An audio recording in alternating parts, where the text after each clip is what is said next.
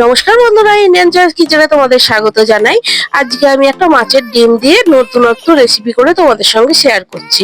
প্রথমে মাছের ডিমটাকে ভালো করে ধুয়ে নিয়েছি পরিষ্কার করে। এবারে হলুদ গুঁড়ো আর নুন দিয়ে ভালো করে মাখিয়ে নেব।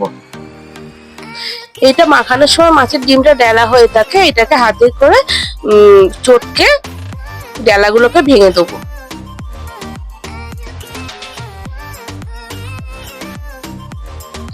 ভালো করে এটা মাখিয়ে নিতে হবে যাতে নুন হলুদটা পুরোটাই ভালোভাবে মিশে যায়।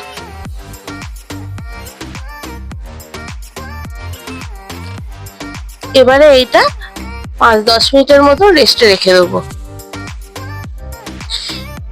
আমি এখানে পেঁয়াজ নিয়ে নিয়েছি, পেঁয়াজটাকে কুচিয়ে কেটে নেবো।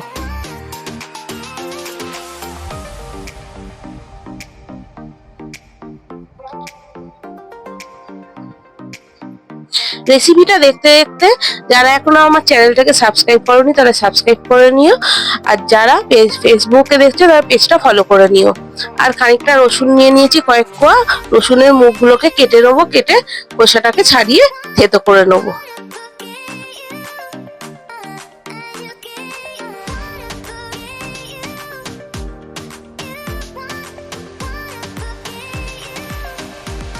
আর ঝাল মতন কটা কাঁচা লঙ্কা নিয়ে কুচিয়ে নেবো।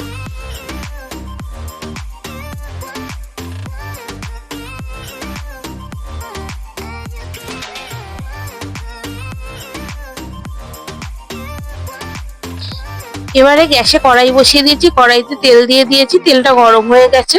এর মধ্যে মাছের ডিমটা ছেড়ে দেবো।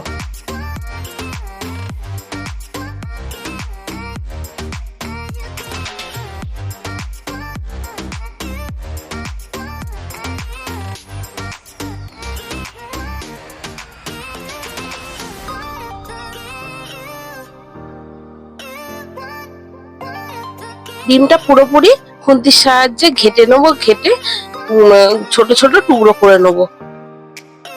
এক পিঠ হয়ে গেছে, এবারে উল্টে আরেকটা পিঠ ভালো করে ভেজে নেবো, দিয়ে খুন্তি দিয়ে কেটে কেটে ভালো করে টুকরো করে নেবো।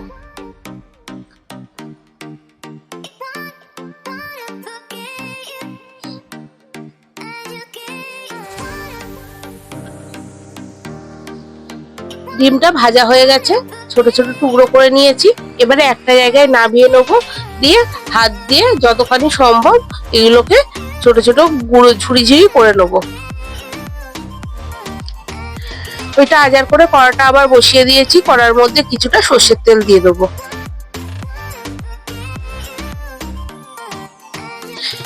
একটা শুকনো লঙ্কা তেলের মধ্যে দিয়ে ভালোভাবে ভেজে নেবো।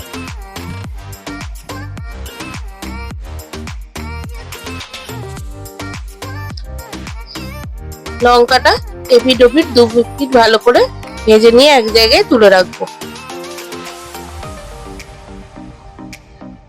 ওই একই তেলের মধ্যে কুচনো পেঁয়াজ দিয়ে দিলাম।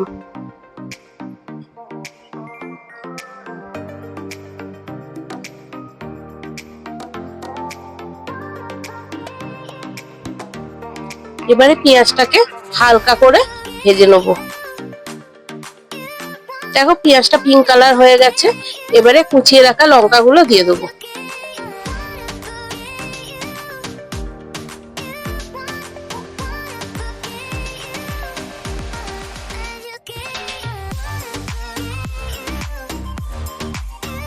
লঙ্কাটা দিয়ে পেঁয়াজ আর লঙ্কা একসঙ্গে ভালোভাবে নাড়াচাড়া করে নেবো।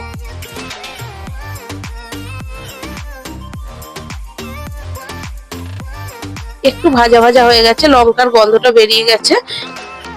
এবারে ডিম ভাজাগুলো দিয়ে দেবো।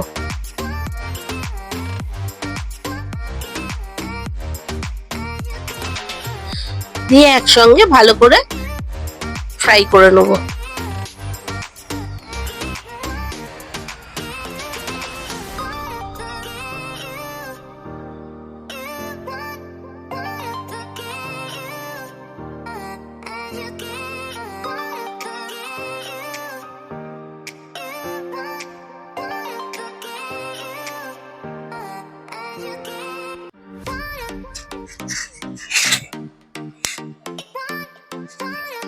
এবারে ভেজে রাখা শুকনো লঙ্কাটা হাতের সাহায্যে এরকম গুঁড়িয়ে পুরো ডিমটার মধ্যে ছড়িয়ে দেবো, দিয়ে ভালো করে আবার ভাজতে থাকবো।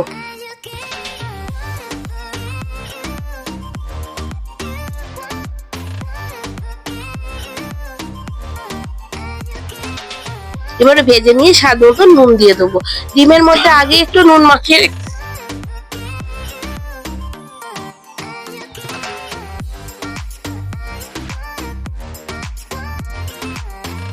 সব ভাজা হয়ে গেছে ভালোভাবে। এবারে ধনেপাতা কুচিয়ে এর মধ্যে ছড়িয়ে দিলাম, দিয়ে একটু নাড়াচাড়া করে এটাকে নামিয়ে নেব।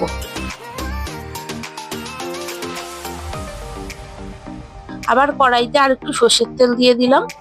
এবারে যেই রসুনটাকে একটু থেতো করে রেখেছিলাম, রসুনের কোয়াগুলো তেলের মধ্যে দিয়ে দেবো, আর একটু কালো জিরে ফোড়নে দিয়ে দেবো।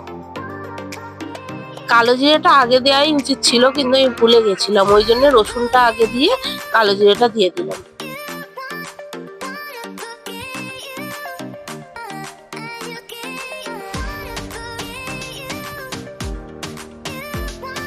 রসুনটা একটু লাল লাল করে ভেজে নেবো। দুটো ভেজে নেওয়ার পর রসুন আর কালো জিরের একটা সুন্দর গন্ধ উঠবে যখন, তখন আবার ডিমের ঝুড়িটা দিয়ে দেবো।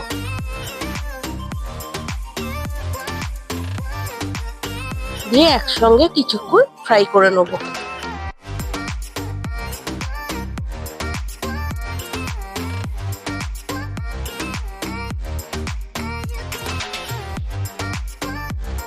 এবারে গ্যাসের ফ্লেমটাকে অফ করে দেবো।